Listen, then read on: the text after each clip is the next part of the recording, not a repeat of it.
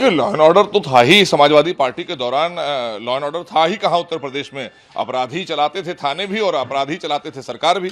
तो इसलिए आदरणीय योगी जी के नेतृत्व में भारतीय जनता पार्टी की सरकार 2017 से लेकर और अभी 22 तक आप देखें ना कि उत्तर प्रदेश में कानून का राज स्थापित हुआ है। और आज भी अगर टिकट वितरण की आप बात देखें तो टिकट वितरण में आज भी समाजवादी पार्टी अपराधियों को टिकट दे रही है। उसका प्रमाण यह है कि कुछ जेल में हैं और कुछ बेल पर हैं, और जिनको अभी टिकट दिए गए थे उनको भी कानून के तहत जेल भेजने का काम किया है कानून ने। तो ये माना जा रहा है कि वो अभी भी अपराधियों पर ही बेस्ड हैं। उनकी पूरी सियासत समाजवादी पार्टी की, अखिलेश यादव जी की, वो अपराधियों पर बेस्ड। देखिए, लॉ एंड ऑर्डर तो था ही समाजवादी पार्टी के दौरान। लॉ एंड ऑर्डर था ही कहाँ उत्तर प्रदेश में। अपराधी चलाते थे थाने भी और अपराधी चलाते थे सरकार भी।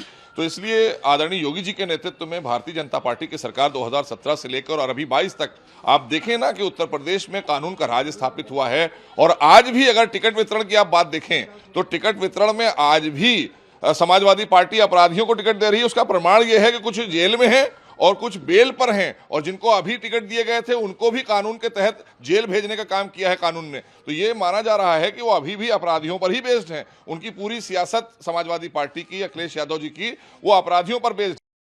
देखिए, मैंने कहा ना कि ये सब समाजवादी पार्टी हमेशा से अपराधियों को महिमा मंडित करके, अपराधियों पर बेस्ड करके ही तो ये सत्ता में आए थे।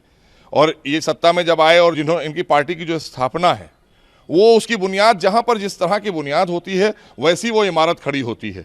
कार सेवकों की हत्या पर समाजवादी पार्टी की बुनियाद है तो उसमें अपराधी आएंगे, उसमें कोई संस्कारी लोग तो आएंगे नहीं। तो जो लोग उनके मंच पर बैठते हैं, अगल बगल बैठते हैं, वो ज़्यादातर अपराधी होते हैं। और उन्होंने माननीय सर्वोच्च न्यायालय की भी अवहेलना कर दी। सर्वोच्च न्यायालय ने कहा अपराधियों को आप टिकट नहीं देंगे, बहुत जघन्य जो अपराधी हैं उनको आप जेल में डालिए। आपने टिकट दे दिया उनको, लेकिन बाद में कानून ने पकड़ के जेल में डाला इनके नाहिद हसन को। ऐसे ही और अपराधियों को लगातार अखिलेश यादव जी अपनी प्रेस कॉन्फ्रेंस में लेकर बैठते हैं और ये भी कहते हैं कि इन पर फर्जी मुकदमे हैं। तो वो अदालत भी बन जाते हैं, वो न्यायालय का काम भी वो खुद करने लगते हैं। तो आप समझ सकते हो कितने गंभीर हैं। वही समाजवादी पार्टी एक अभियान चला रही जो है बिजली 300 जो यूनिट बिजली है उसको लेकर के वो चला रहे हैं कि रजिस्ट्रेशन कराइए आप। तो अभी क्या लगता है कि पार्टी जो है रजिस्ट्रेशन कराएगी? और बड़ी दुर्भाग्य की बात है कि ऐसे लोग उत्तर प्रदेश के कभी मुखिया भी रहे थे। श्री अखिलेश यादव जी उत्तर प्रदेश के पूर्व मुख्यमंत्री भी रहे और समाजवादी पार्टी के इस वक्त वो मुखिया हैं। और वो बैठकर प्रेस कॉन्फ्रेंस में आप लोगों से कह रहे हैं कि हम 300 यूनिट के लिए लोगों को रजिस्ट्रेशन कराने भेज रहे हैं। तो चुनाव आयोग की अवहेलना भी कर रहे हैं। अंधकार में अपने समय में डुबोकर उत्तर प्रदेश को रखा और उन्हें यह तक नहीं पता है कि बिजली सरकार प्रोवाइड करती है, पार्टी नहीं देती है कोई। आपकी पार्टी बिजली कैसे दे देगी ये तो बताइए।